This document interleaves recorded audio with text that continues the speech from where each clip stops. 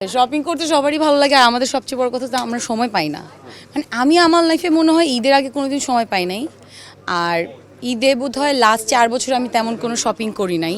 মানে for me আমি হয়তো আমার ফ্যামিলির জন্য করেছি, আমার জন্য আসলে সবাই তো গিফটই পাঠাতে থাকে, সবাই, ইচ অ্যান্ড এভরিওয়ান। ঈদ মানে হচ্ছে ঘুম।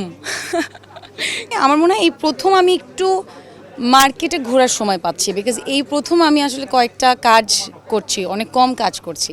নাহলে আমার চাঁদ এমনও হয়েছে ঈদের দিন সকাল পর্যন্ত শ্যুট করে দেন বাসায় গেছি। সো ওই জায়গা থেকে এবার একটু সময় পাচ্ছি, সেই জন্য একটু ঘোরাফেরা, তারপরও কাজ আছে, দেখি আল্লাহ ভরসা। আমি না এখনও কোনো মার্কেটিং করিনি, আমি একটু 2 দিন বোধহয় একটু ঘুরলাম। আমার একটু মেলায় ঘুরতে ভালো লাগে, একটা নর্মাল মানুষের মতো, নট লাইক আ সেলিব্রিটি। তা আমি যেটা করি, রাত 2টার সময় আমি একটা দুইটা মেলাতে গিয়েছিলাম, একটু ঘুরে টুরে জাস্ট 20 মিনিটস চলে আসছি।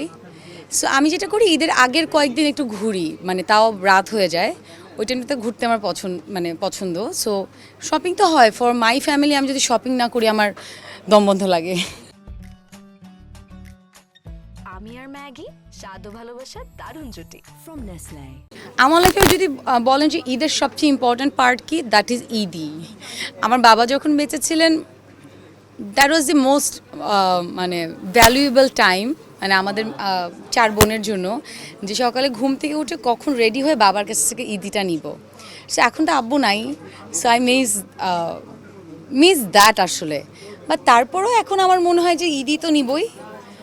ঈদে নিয়ে আমাদের বাসায় অনেক দৌড়াদৌড়ি হয়, অ্যান্ড আমার পরে তো এখন 3 জন আছে, আমার 3টা বাচ্চা।